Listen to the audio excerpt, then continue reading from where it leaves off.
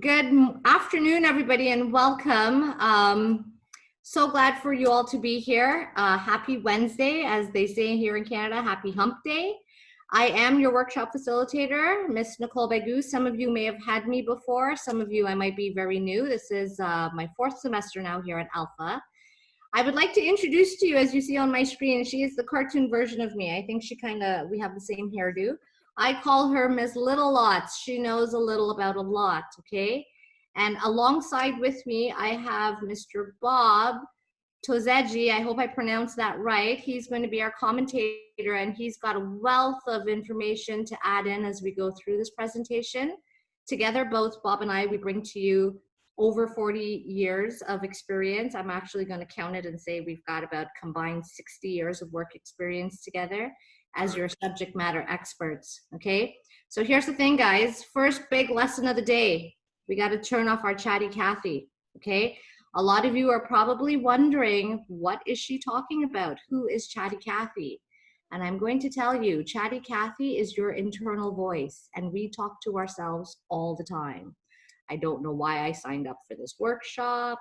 Maybe this workshop is going to give me something new to help me with my jobs.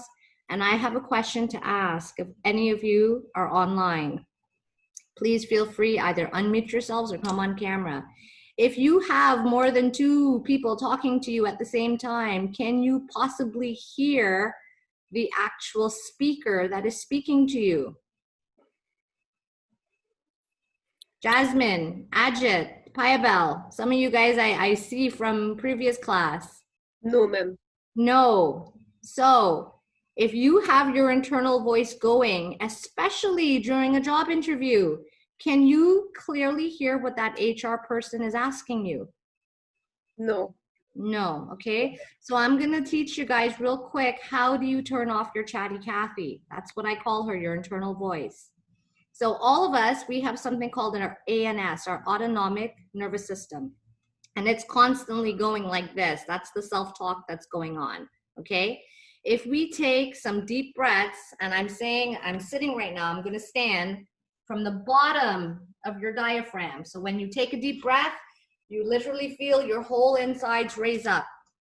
Do that with me at least 3 times, because that's how we're gonna turn off our chatty Cathy. So let's go. 1, deep breath, hold it, let it out.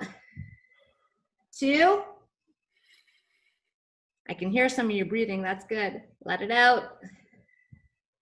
3, and if you need one more, please take it. 4.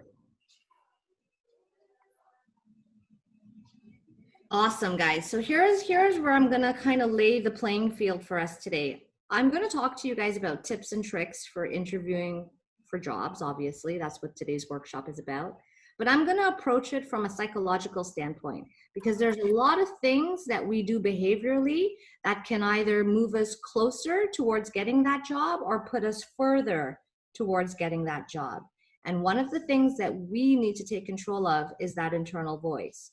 So anytime you get nervous, anytime you get fluttered between your English and your mother tongue, anytime you've got yourself talking to you, should I say it this way? Should I say it that way? Should I use this word? You need to breathe and you need to turn it off, because you cannot possibly process or hear the HR person, okay? Our brain goes into 2 categories when we're nervous. We go into either we're going to fight this, fight or flight, we're going to leave it. She's crazy, look at her hair, the character doesn't even look at her, I don't know why I'm sitting on here. Or once you get your ANS level, we get into rest or digest mode. Maybe she's got something to say. She is correct. We do talk to ourselves all the time. So I need you at all points of your interview to be at a rest and digest mode, so you can take in the interview questions, so you can process it, and you can respond to it to showcase you guys the best way possible. So I welcome any in the moment feedback, any questions that you have while you're going through it. Just use the hand raise option on your Zoom bar and we can answer your questions, okay?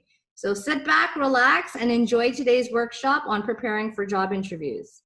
So here's the thing, guys. There's a method to my madness. Many of my students who've had me in the past, they know this about me. There's a reason why we teach each other how to turn off our chatty Cathy. Because I'm going to ask Jasmine, Payabel, Ajit, Harpreet, Sarah, anybody that's on here, can you hear properly? Yes, ma'am. Right. If Yes. you're talking to yourself, you need to be able to hear, correct? Yes. And especially for you guys where English is not your first language, that word comes into your ear in English. You translate and process that word in your mother tongue and you formulate your response before you spit out an answer to that HR person. So the first thing that I want to teach you about is your active listening skills, because that's going to be super, super important for you guys where English is not your first language. You are actually listening for the word meaning of what that person is asking you, okay? So you're looking for the what. The second type of listening that I'm going to introduce you to is what I call effective listening, okay? And effective listening, I'm gonna give you some little tricks here. E for effective, E is also for empathy, okay? It searches for the feelings and the content of the subject that's being exchanged in the communication. So this occurs when the listener attempts to understand the perspective of that person who's speaking. If that person is angry or emotional or nervous or happy, overjoyous, you are going to try to perceive their emotions as they retell you their story. So empathy, not sympathy, okay? I've given you the definition here. Empathy is the ability to understand. And more so, that's why I underlined the word and. You're able to understand the feelings of another and you're able to respond in a manner as though it was your own feelings. The worst thing you can do to somebody in a two-way communication is if they're pouring their heart out to you, telling you something and you're like, okay, so what? Big deal, move on. There's no exchange of emotions there and everybody wants to be validated and recognized. Are we okay there so far? That's why it's very important we turn off chatty Cathy. We are built with 2 eyes and 2 ears and 1 mouth. We are to use it proportionally, especially during interviews. So here's a fun fact for you. Did you know communication is broken down into 2 main categories? We've got our verbals and we've got our nonverbals. Words. Are my words verbal or nonverbal? What are words, guys? Are they verbal? They're verbal. Come on, guys, verbal. Verbal. 7% of your communication makes up your words. That's not a lot. 38% is your tonality. What I mean by tonality, it is the pitch of my voice, my intonations, okay? So if my tone is 38%, I'm gonna ask the question here. Is tone something that you hear or is tone something that you read? Yeah. Here, very Yeah. good. Ajit. You hear tone. So let me ask you another question. When you're reading your text messages or your emails and you're like, oh, they're pretty pissed off, they're pretty angry. You just told me tone is to be heard. So whose tone are you reading? Internal tone.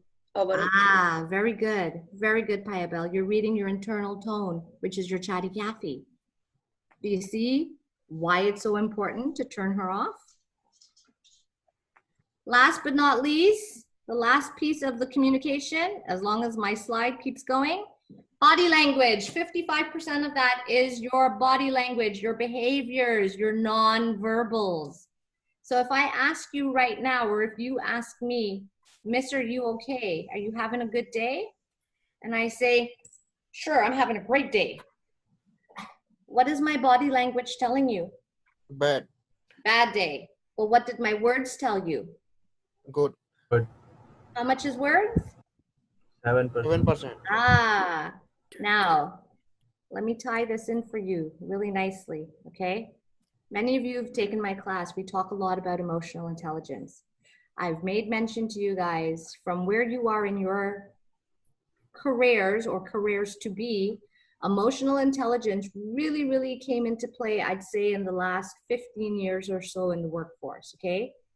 Companies realize that we are people. Are we robots? No.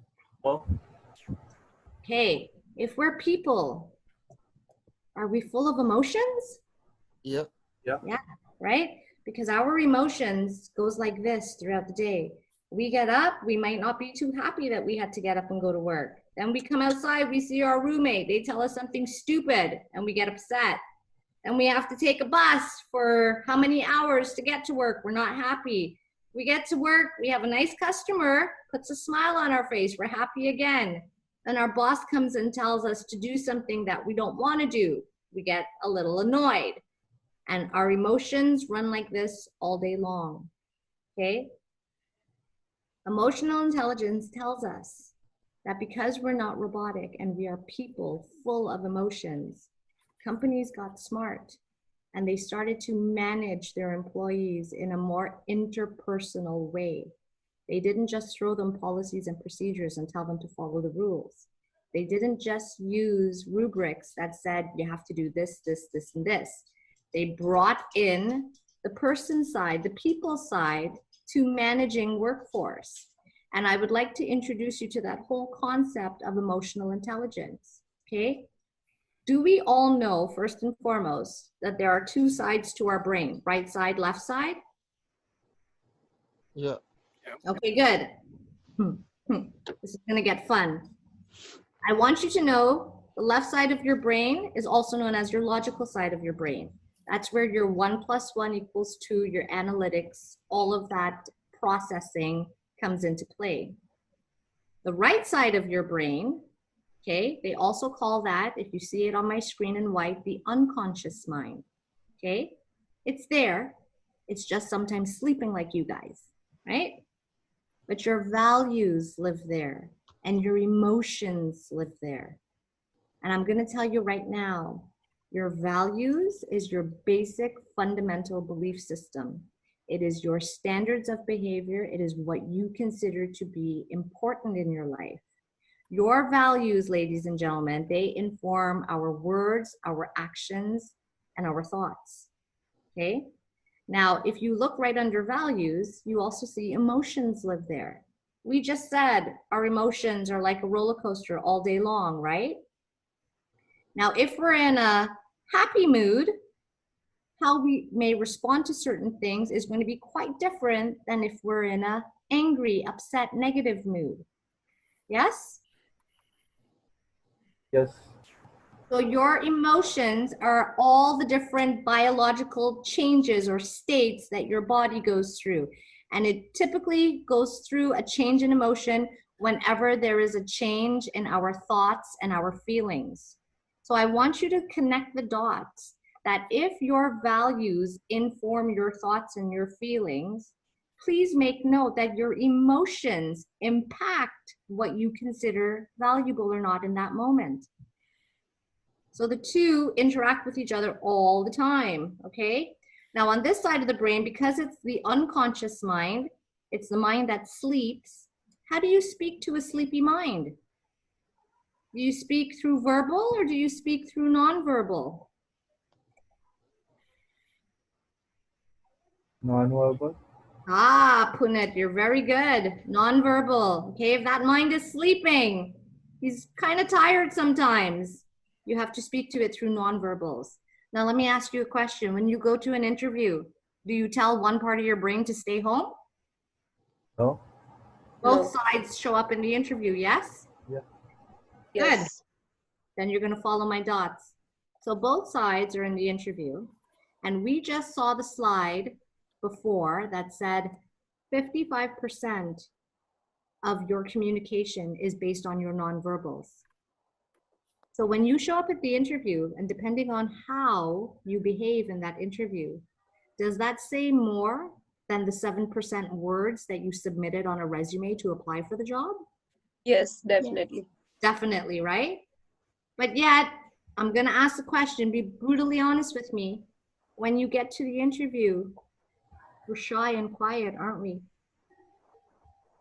Yeah. We barely make eye contact, don't we? We answer just the questions that were asked, don't we? Am I lying? No. No. No. So I'm going to ask you guys, are you truly maximizing your 55% body language? No. No. No. you're not, right?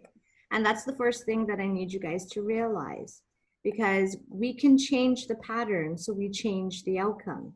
I tell you guys, doing the same thing over and over, what you're doing today in your interviews, and you're expecting different results, is the definition of insanity. It's not going to work, right? So you just said to me, no, miss, we're not maximizing it. So do you agree with me that if we change our nonverbal strategy, we might have a better outcome? Yes. Yes. Let's rock and roll then. So here's where I'm going to take you through. First thing I need to do is lay a foundation for you, okay? Understanding that your nonverbals is 55%. Understanding that if you change your strategy currently than what you're doing with your nonverbals, you may have a better chance of getting hired. So please know this about communication. Number one, our brains actively try to make sense of our surroundings. Do we want to walk around being confused? Do you guys like walking around being confused? No. Hi, Belle. No, When you got here to Canada, did you stop and ask anybody for directions, or did you just follow the crowd through Pearson Airport down to customs? I just follow the crowd. Because we are actively trying to make sense of our surroundings. Number two, perceptions are organized or structured so that we can make sense pretty quickly. Okay? Here's the thing. Right now, my sky is blue and white. If I gave you guys some hard facts that really that sky is purple, but it's how the sun rays hit the beams, it emits to us a blue and white color. But I tell you, no, there's a fact that, hey, it's actually purple. Your perception would change. As of right now, all of your perception is the sky is purple, or the sky is blue and white, right? But our perceptions are used. That's why sometimes, I hate using this word, but that's why sometimes we judge people. Because our brain is trying to make sense very quickly of what's going on based on the perception in front of our eyes. Number three, that leads me right into number three. Because we judge, we tend to stereotype. And it's just, please hear me clearly. A stereotype, I am not saying that it is right or that it is wrong about that group or whomever that you're stereotyping. But what I am saying, our brain chooses to stereotype things because it is trying to organize it pretty quick. Okay, it allows for faster processing. So if we see a group of individuals that we know that there's a stereotype around them, we might stay away from them, but yet we need help. That stereotype about that group of people may not be true. Until you meet somebody and actually get to know them, we should not be passing judgment. But again, stereotypes are used for processing.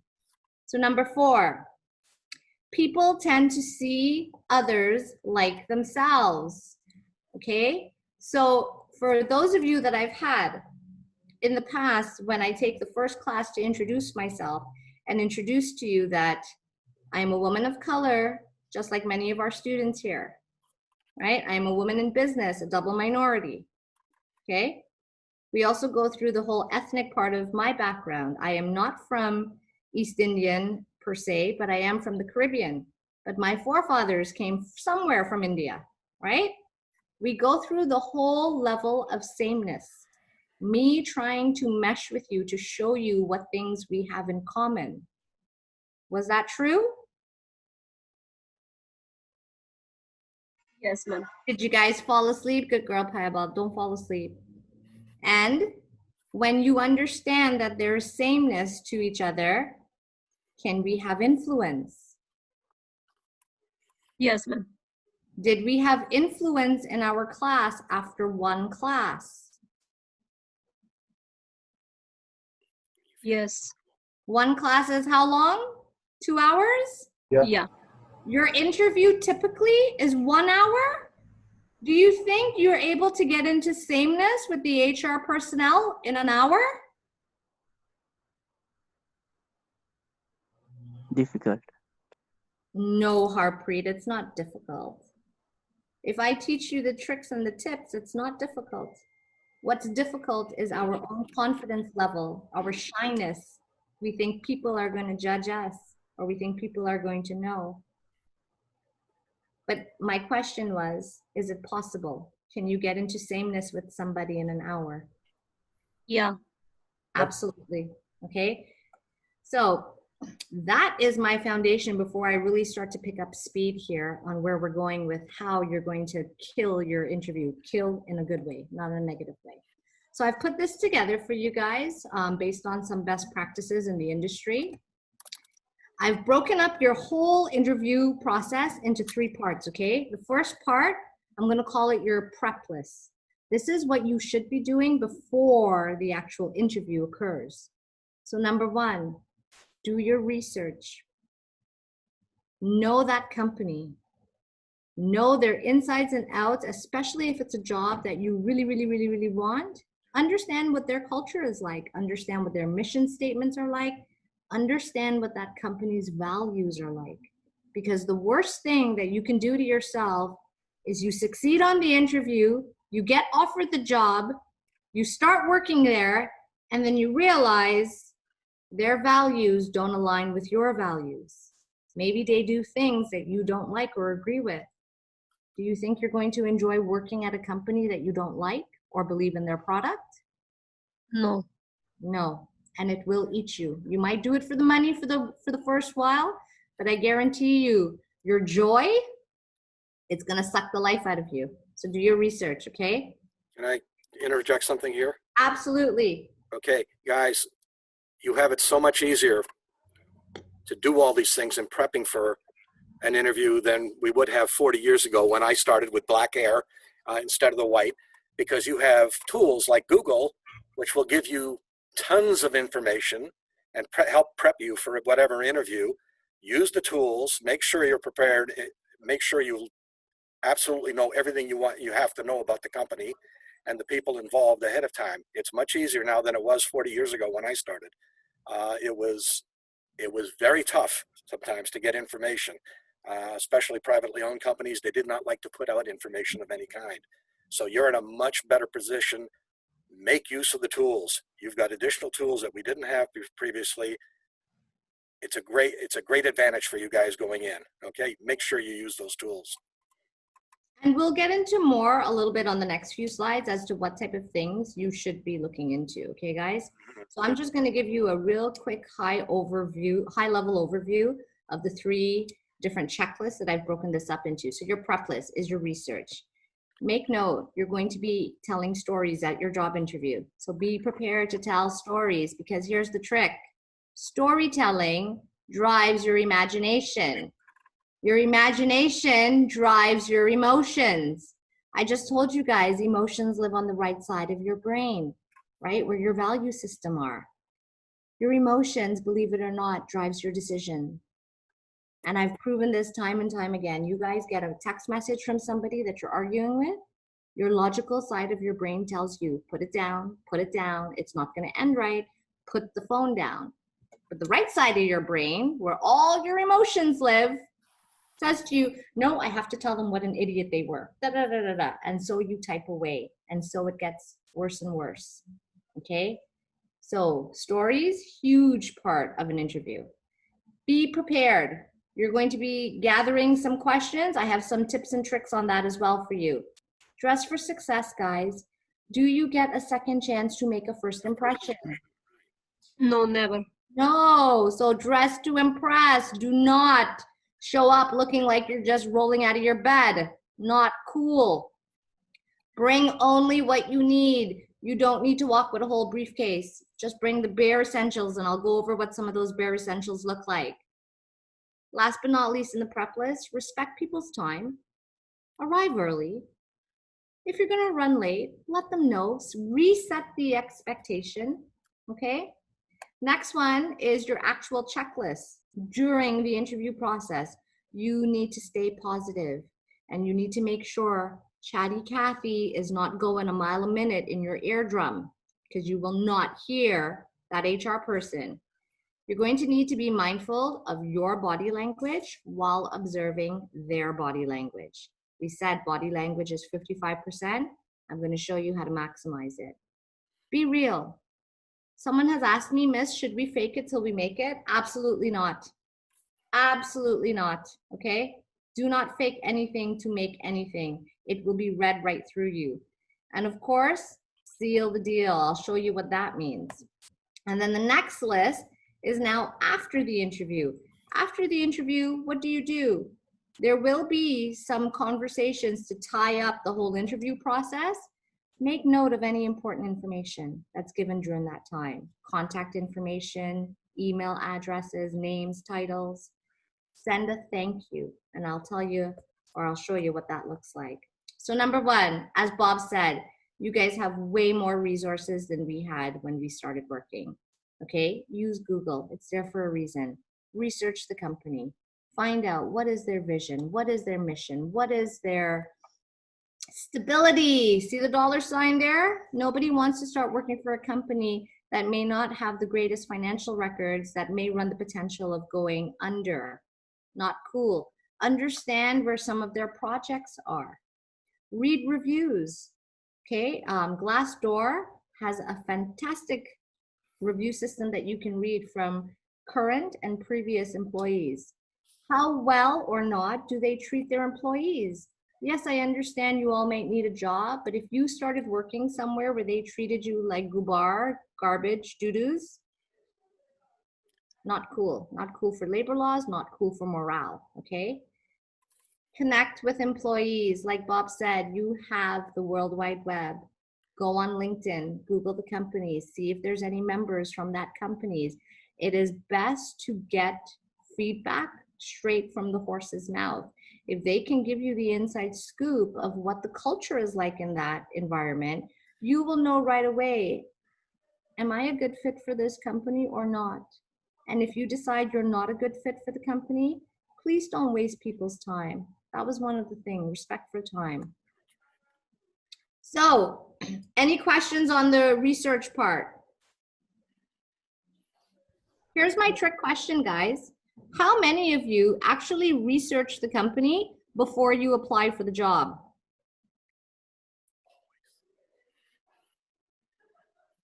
I do, ma'am. But thing is that I have a one particular question about that. Whenever I ask or talk with my stranger guys, my body shivering sometimes, or problem of stammering is just going on. So, how to cover up this thing? Because, Although I try my best to impress to another person, but still, it's things that. okay, so nonverbals, we can't control them.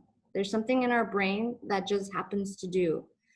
Two things I'm going to tell you. Number one, when you are practicing for an interview, practice in front of a mirror. Okay, a mirror makes you aware of what your nonverbals, what your body's doing that you may not be aware of.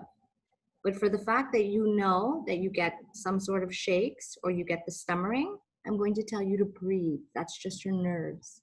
That's why lesson number one was turning off Chatty Cathy. Not just internal dialogue, but your ANS is going a mile a minute. Stabilize it, level it.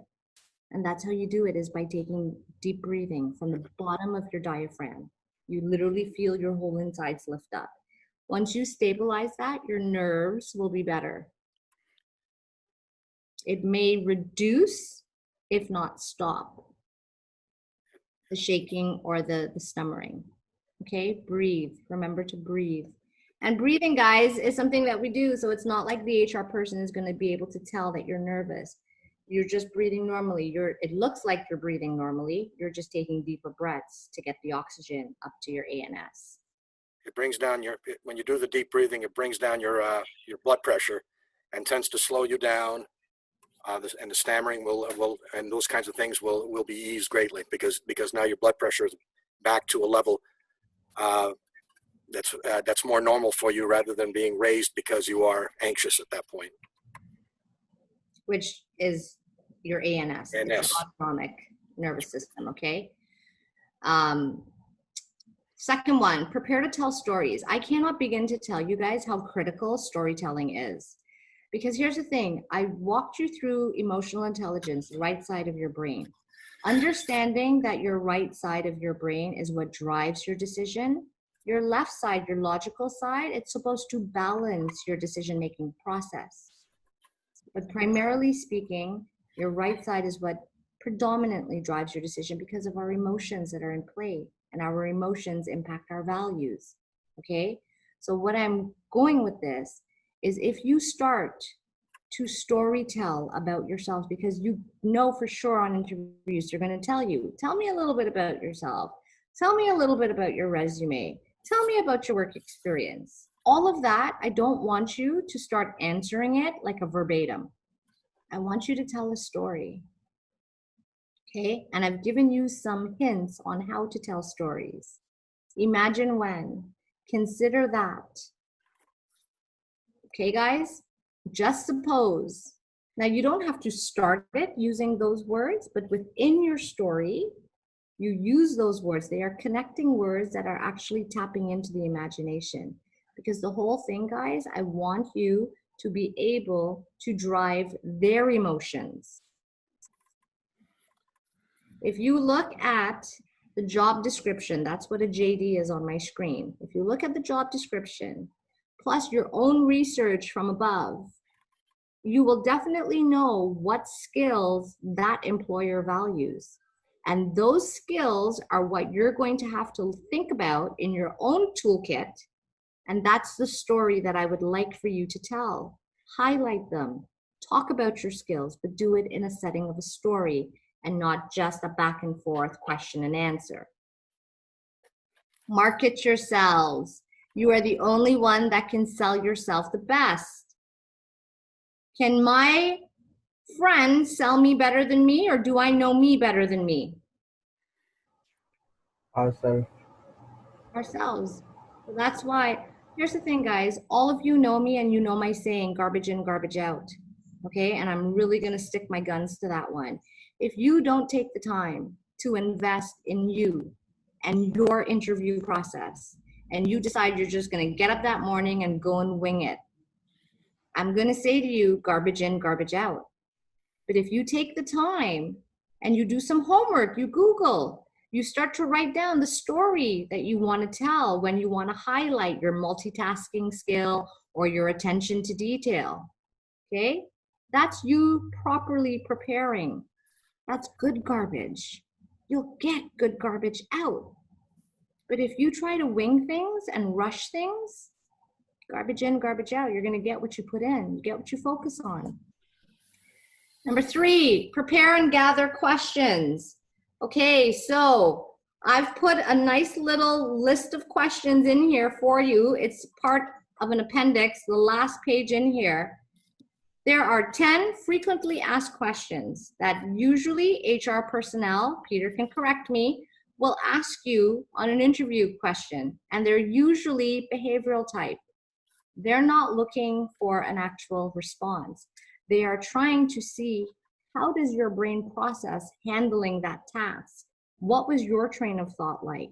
Did you go through the right steps to get to the output? That's what they're doing. Tell me a time when you had a conflict with someone at work and how did you handle it? They're not looking for your answer. They're looking to see what was your train of thought like, okay? So I've packed in here at the end of this presentation 10 frequently asked questions. Use them, prepare for them, build your stories around them. Part 2 is the gathering. The worst thing you guys could do when you get to a job interview and the HR person asks you, do you have any questions for me? No, I'm good. How many of you do that? I did previously. Yeah, Vikas, we do it. I used to do it too when I first started interviewing. Not smart, not strategic. Let me ask you it this way. If we went on a date, or if you went on a date with somebody and you didn't ask that boy or that girl any questions on that date, do you think the person's going to think you're interested in them? No. Same thing with a job interview, guys. You're on a date, you're on a professional date. You don't ask them anything about their company, it shows lack of interest. What did I say our brain searches for? Same. Sameness. You got it, Piabel. Our brain constantly searches for sameness. So when you don't have any questions to ask them, are you in sameness with them? No.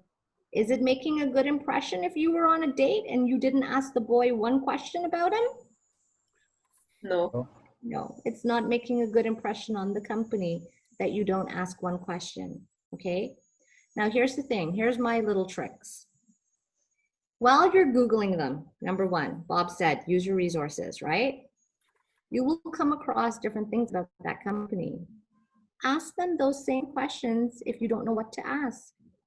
You can turn around and ask them, what's their vision like? What's your vision statement for the next 5 years? You already know the answer because you came across it in your interview. My point is you do not want to get to that interview and not show any interest. So you can ask them things you already know the question or the answers to. Make sense? Yes. Yes, ma'am. Okay, and if you see here, the last bullet point under the prepare and gather, I have also included a link from Forbes magazine, one of the biggest, best known business magazines out there, 25 great questions to ask. So if you don't want to ask them, hey, what's your vision statement? You can pick from that. You're not going to be able to ask all 25. At most, I would tell you, keep your list to 3. Okay? But pick 3 really great questions out of that list, and you can use that as a standard default for any interview that you go on. Does that help? Yes, ma'am. Yes. Generally, if we ask the what's your vision statement or whatever it is, so it's a good way or it's a hamper a negative way on the employer, because if I am asking a personal question, or you can say that it's a no, although I am not a employee yet, still Right. I'm asking this question. Right. So this is a good impression for me in front of him. Absolutely. Absolutely.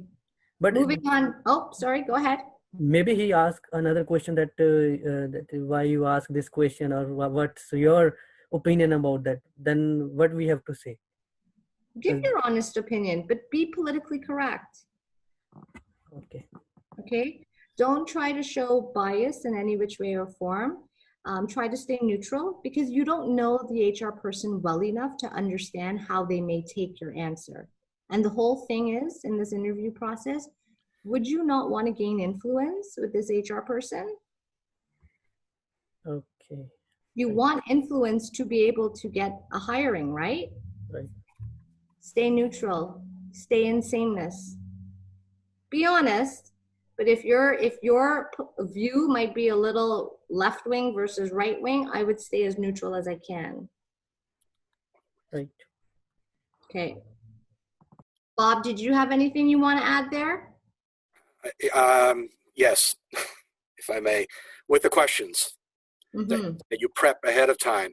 You may also want to put for yourself down where you think the answers are going to go, so that and if it goes in that direction, you may even have another comment that you can make building off of that. So you're asking this question and you're saying, well, I'm thinking they're going to have this kind of an answer or this. Have that down, and then how would you respond to that response yourself, so that you're really planning ahead. So you shouldn't be surprised. Okay, what I always say, the same thing as I've always said when I've set up a negotiation for a contract. And again, it's about reading the body and all the rest of it. More than 55% actually when I'm doing a contract. You should never be surprised if you prep properly. You've done all the background work. You've looked at the questions and even figured out what you think the answers are going to be or should be. You won't be surprised, and you will look very strong. Okay, when you're not surprised, you always look very strong, very prepared.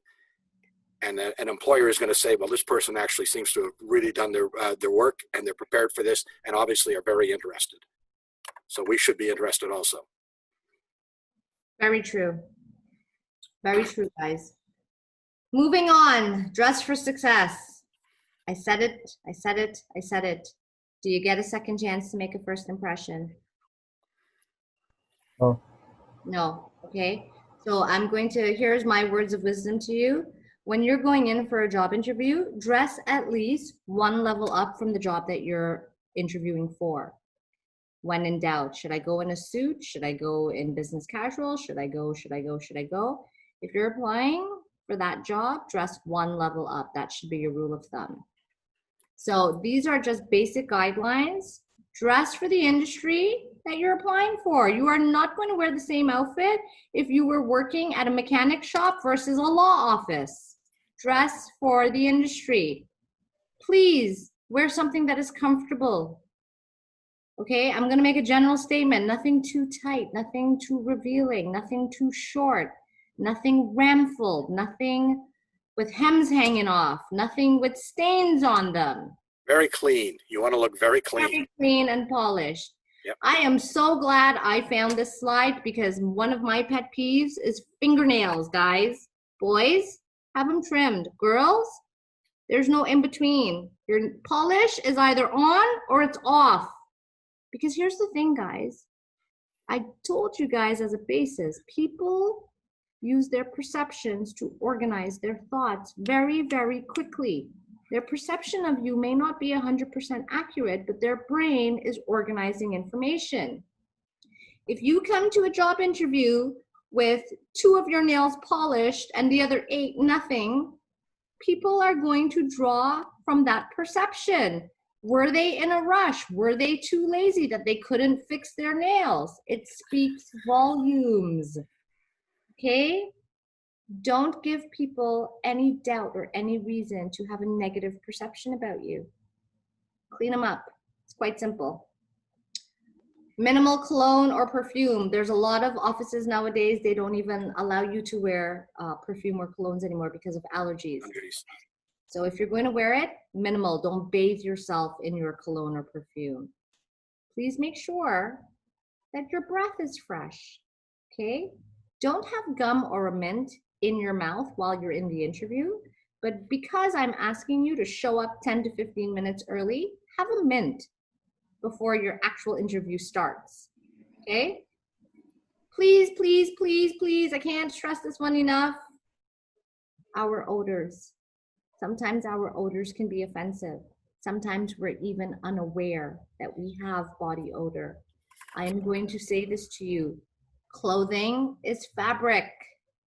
If you live in a house with, let's say, pets, or if you live in a house with, let's say, smokers, your clothes is going to pick up and absorb that scent.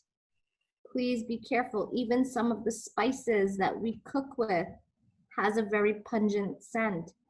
Please be aware of that. Please make sure that your clothes and yourself don't have a funky odor. You do not want to mismatch with anybody because our brain is searching for sameness. Okay? And I've already mentioned, don't go into an interview with anything in your mouth. Only your tongue and responding to your answers should be in your mouth. Okay? Moving on. Bring what you need. You don't need your lunch. Well, I shouldn't say that. Don't bring any extras that you don't need, okay? Specifically for the job interview, I'm going to recommend you walk with some paper copies of your resume. I understand that you emailed it. I understand they have an electronic copy of it. You, like Bob said, you want to be prepared. What if their printer got stuck and they weren't able to print off your resume before the interview? You don't know. So walk with a few extra copies. And I will tell you, I've run into that actually, and it was a good thing that I brought multiple copies because I have run into a couple of times actually over the years where they were not able to print the resume. So it worked much better being able to hand them one. Here's the thing, guys. There's always a strategy for interviews and getting into sameness with people, right? I always take a resume because when I have idle hands in the middle of a resume, I can look busy. I could look engaging. I could look like I'm doing something. It's perception. right? So with my resume there, I'm always skimming it, scanning it, thinking ahead of time, what story can I tell? Should I be asked about that? So it's a good distraction as well in terms of how people perceive you. If it is applicable to you, because I know many of you here may not have a huge amount of work experience, but if you have a work portfolio that showcases some of your skills, things that you've done for others, I'm not saying share proprietary information, I'm just saying share things that may highlight your skills and your achievements, okay? Because number one, while you're looking for these pieces from past work, it's going to build your own confidence. Number two, while you're in the interview and you have a hard copy, I'll call it proof of what you're saying, it builds your credibility. It builds your credibility with that HR person. And the third best part about bringing something is that you can tell your stories. It makes it a lot easier because your facts and figures, so to speak, are there on paper with you. Number six, respect people's time. I can't express that enough.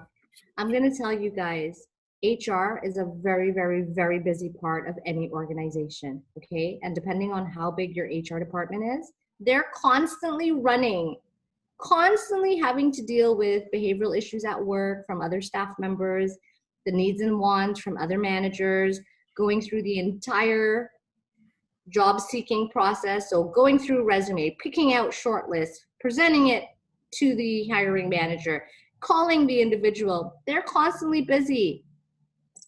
They're on a time block with you guys. Be there early, 10 to 15 minutes. If you're in doubt and you don't know how to use your Google Maps, or it's one of those unique sort of addresses that's hidden behind God's back that they need to tell you, look for a landmark, ask. Is there any special instructions? Ask, okay? If, for whatever reason, you run into issues, if your bus stops, or if the subway service is delayed, whatever it is that you know you're not gonna get there 10 to 15 minutes early, I didn't say 5 minutes, I didn't say 1 minute. If you know you cannot get there 10 to 15 minutes early, please contact them. Send an email, send a voicemail, send a text message, whatever you need to do. Contact them and reset the expectation, because our brain searches for sameness. If that person is expecting you at 2 and you're not there, you're mismatching already. Bad strategy. Reset it so they know you're going to come at 2:30. They're okay with that, even though it's later. Make sense? So guys, as we move on to the next part of the checklist that I've prepared, remember the first part was the prep list. The checklist is actually what you're going to be doing during the interview process. So number one, stay positive, okay? We have a way, our chatty Kathy, as much as we turned her off at the beginning of the interview, she comes back in. So you need to make sure that if your internal dialogue is happening, please take your 3 or 4 deep breaths from your bottom of your diaphragm and turn it off, okay? That will help you stay calm, and it will also help you keep your thoughts in a positive motion, okay? You don't want to get boggled down by details if you're being asked something that maybe you don't have the answer to, or maybe you don't have the experience to back it up. You don't want to get mesmerized in the middle of the interview process. So remember, keep your breathing.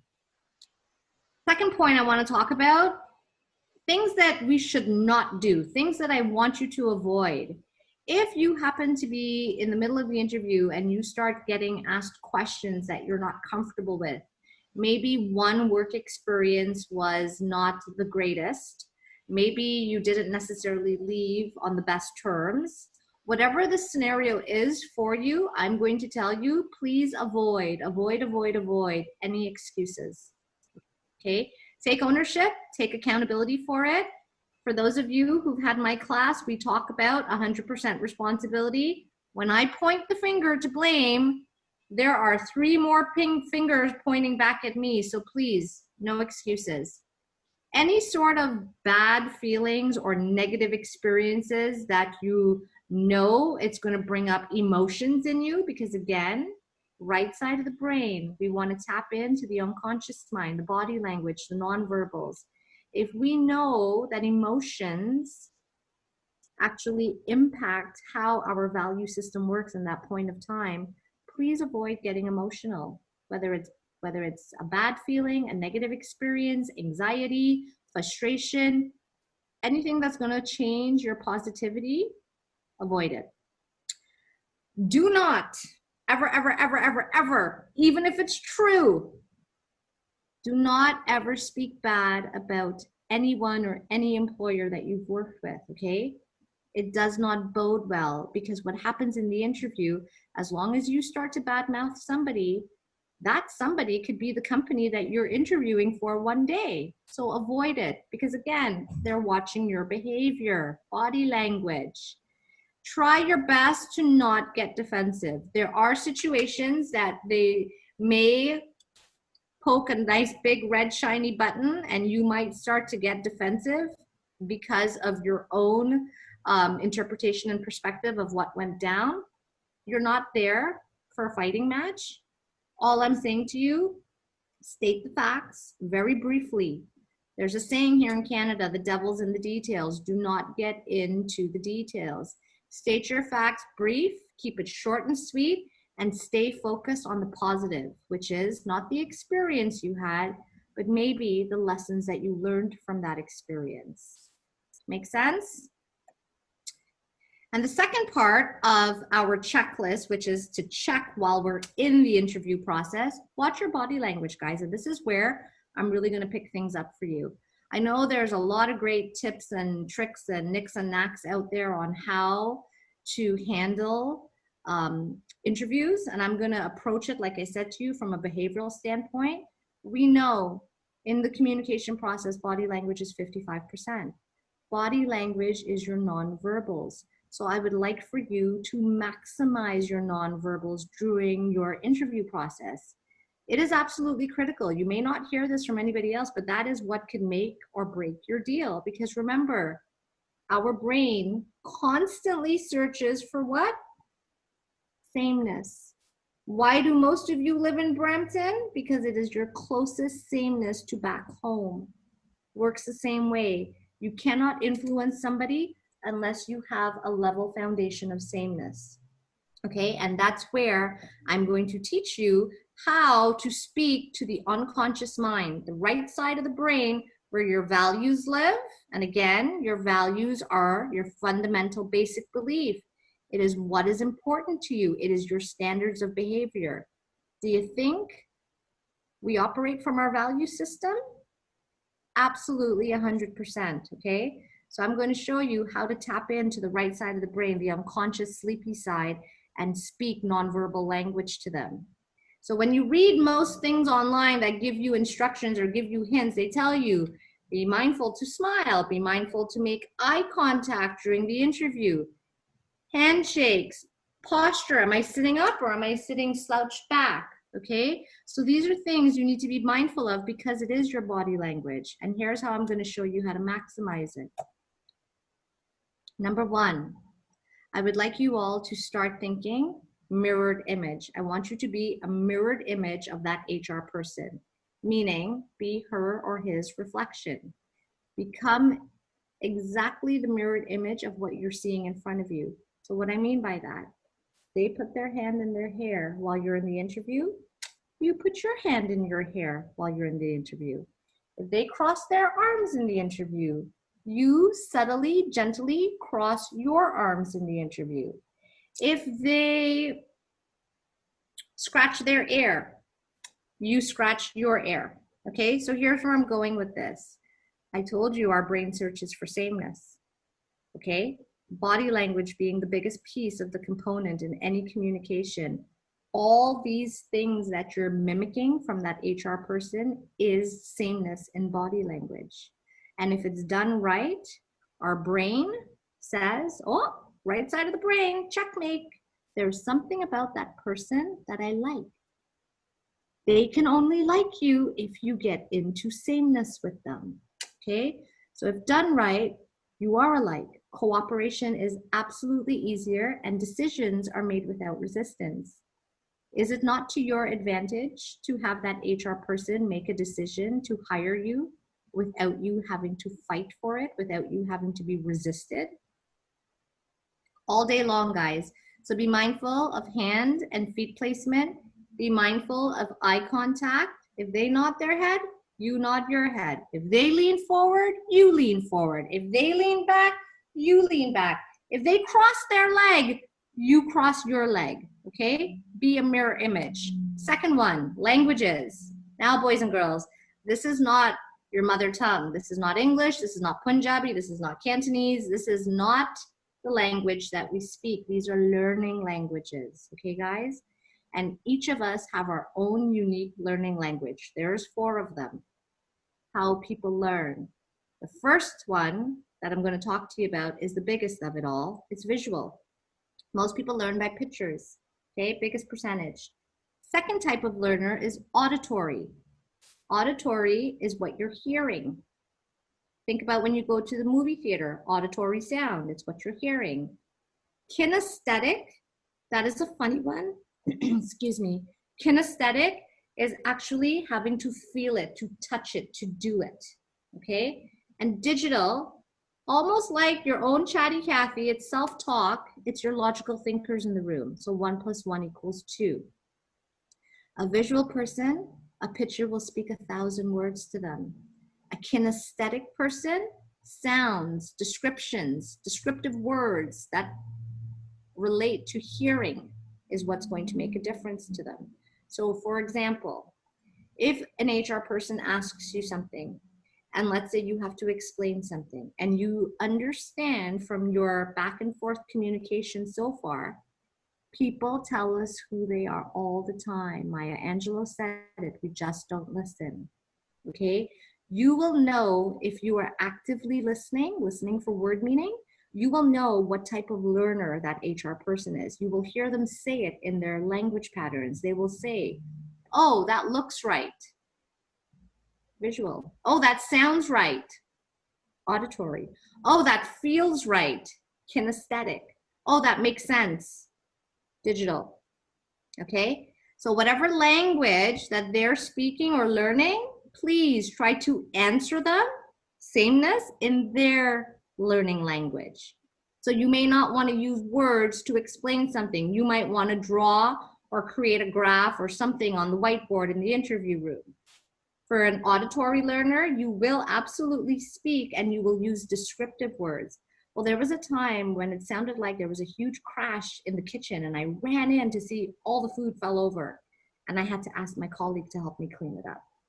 Things like that. You're going to describe the sounds of things. Kinesthetic, we have to do it. So I would not put a recipe for a kinesthetic learner if I'm teaching them how to bake a cake. I would tell them, here is your blender, here is your mixing bowl, here is your ingredients. Follow me, crack an egg, let's go. Add the flour, let's go. They have to actually do it, feel it in order to. And again, logical, that's where we're going to use the left side of our brain, the analytical side. I can't begin to tell you guys, the one who is most flexible always wins the system. And flexibility is key. Sometimes we have to put self aside to speak someone else's way of doing things in order to gain influence. Because again, influence can only be formed if there's a level of sameness. The next one, matching. Matching is kind of like mirroring. Everything they do, you do with mirroring. Matching is everything they do, everything they say, you match. So if that HR person uses a phrase, I'm a fan of that. When you respond to them, use the same phrase, I'm a fan of that, okay? Watch posture. If they sit up, you sit up. Watch tone. Remember, tone is 38% of our communication. So if they're asking you a question and their tone goes high pitch, then your response should also go high pitch. If they drop their tone in an interview, you should drop your tone in the interview. Okay? Breathing, body language, any sort of gestures, physical movements. If they raise their eyebrows when they're speaking to you, you raise your eyebrows when you're speaking to them. And we've already talked about language patterns. If they say, oh, fantastic, when you're answering them, you use the same words, oh, fantastic, and away you go with your response. I hope so far so good. Next one we're going to look at is processing. So I want you to think, when you think of processing, I want you to think of the hourglass on your computer. They say the speed in which a person speaks is the speed in which they process information. That doesn't mean if I speak slowly, I'm stupid or I learn slower. And that also doesn't mean if I speak really fast that I'm super smart. It is the processing of the information. And I'm going to tell all of you international students will naturally process slower because English is not your first language. That word comes into your eardrum in English. You process that, what the person meant, you formulate your response, and then you think about what words am I going to use to reply. So your processing is naturally slower, okay? And what I'm saying to you, follow their speed. If she speeds up or he speeds up in the interview, you try to speed up. If they slow it down, you slow it down. And I'm going to tell you a tactic about HR. Sorry, Peter. Here's the thing, guys. HR have usually their standard list of questions that they'll ask you. Great. They also have behavioral type questions that they're going to ask you. And I've said this earlier. They're not looking for your response. They want to see how your thought process goes in your head when you answer the behavioral questions.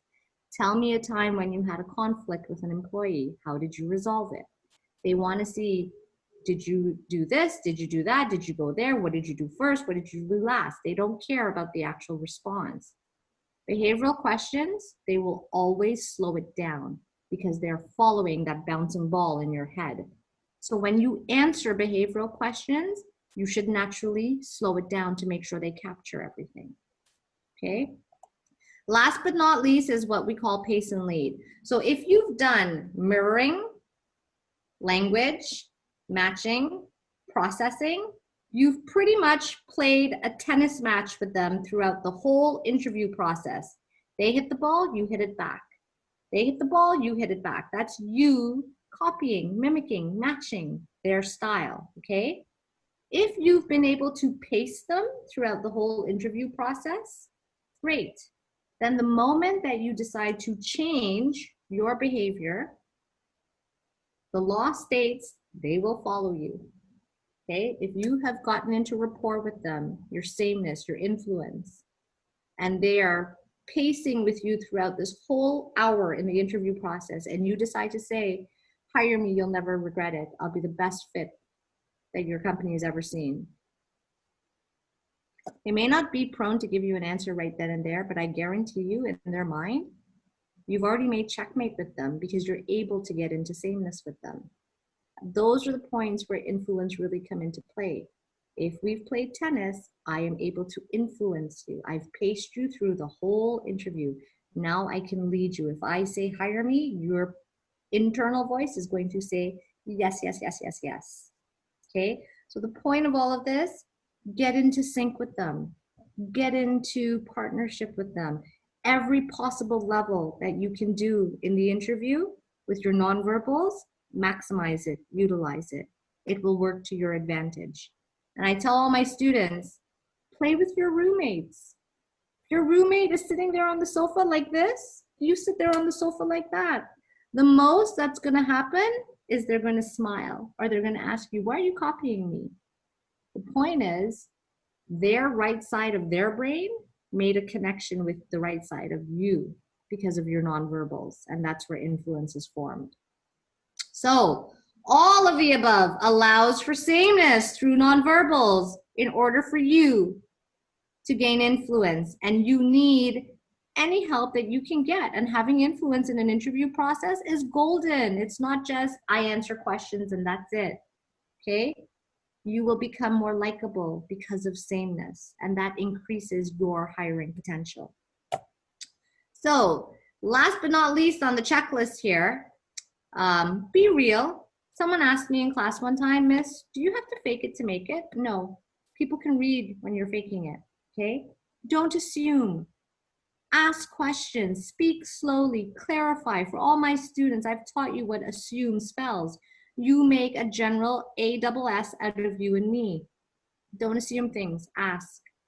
If you're unsure, here's a great way to ask for clarity without feeling or looking or sounding silly. I'm not trying for any of your confidence level to drop in an interview. So after the HR lady has said all she's had to say to you, and you are still a little unsure, you can say, may I repeat for you what I heard? Ah, now she has to actively listen to you, and she will tell you yes or no. And she will clarify in that moment, so you're not leaving there with any uncertainties. I'm going to say, be professional, be enthusiastic. Pitch makes a big deal. That's where your enthusiasm comes out. Be confident. They read that on your body language. Most importantly, let your personality shine, okay? If we end up not getting the job, such is life. It wasn't a good fit. Take it as you've had an interview experience, okay? Don't be afraid, guys. I'm going to give you this as my words of wisdom. Don't be afraid to take a pause. If you need a minute to process your English into Punjabi and then back to English, take a minute. You're okay to tell HR, may I get back to you on that? You do not have to answer right away, okay? But we tend to rush, because we want the interview process to be over because it's uncomfortable. But yet, we want the job. So please, know what your goal is. Sealing the deal. When your interview is completely done and you guys are wrapping up, and usually, guys, interviews are usually scheduled within an hour time frame before that HR person has to go to another interview time block. Don't let them go over. The same way that if you were running late and you called to tell them and readjust the expectation, keep a time watch. If you see your 5 minutes to the hour that's up, don't bring up something new. You can always send a follow-up. Wrap it up, close it. Thank them for their time. If there's more than one interviewer, thank each and every one of them for their time. Ask them, when can you expect to hear from them regarding next steps? Ask them, what is the best way to follow up with them? And then write it down, note it. Okay, note it. And that leads me into the last part of our checklist, which this list I call the next list. Okay, so as you're wrapping up, I want you to make notes of important information. As soon as possible, capture the names and the titles of the people that you interviewed with.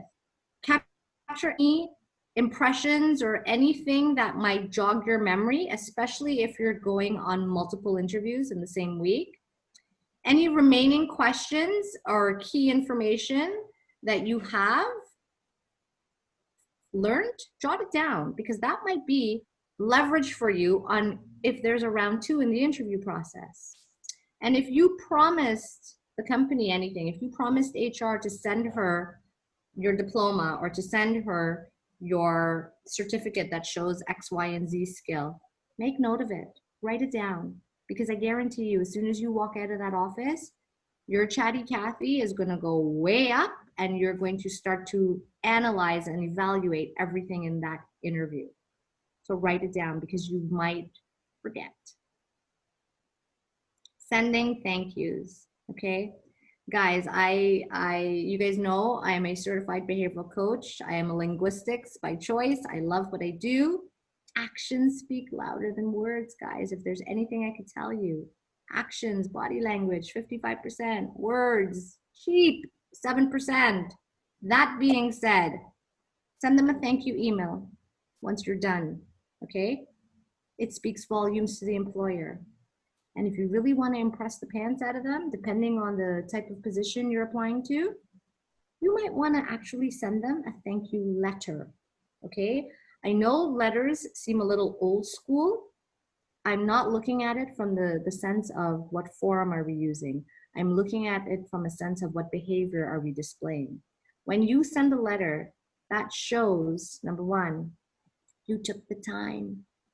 You took the time, attention to details. You have a real strong interest in this company that you're applying for. And most importantly, it shows you, your personality, your sincerity. I guarantee you, in HR, they go through minimum 100 resumes a day, minimum, depending on the scale of the company, of course. I'm speaking from my Honda experience, minimum. HR was always busy, but if you had one person that stood out from the crowd, you remember them. And you sending something to them after thanking them, they will absolutely remember you. I'm going to put a statistic. 1 in 20 job seekers actually take the time to send a thank you something, whether it's a thank you email or a thank you letter. And that, boys and girls, brings me to the end on how to do really great in interviews. I do have the Appendix A in here, and this was part of the prep where you prepare and gather your questions. This is the 10 most commonly asked interview questions. So it's there for you. Prepare, write a story behind it because you will be asked one or two or a few of them. Any questions? Awesome, guys. Remember, you can do it. Good luck. Thank you. Bye-bye.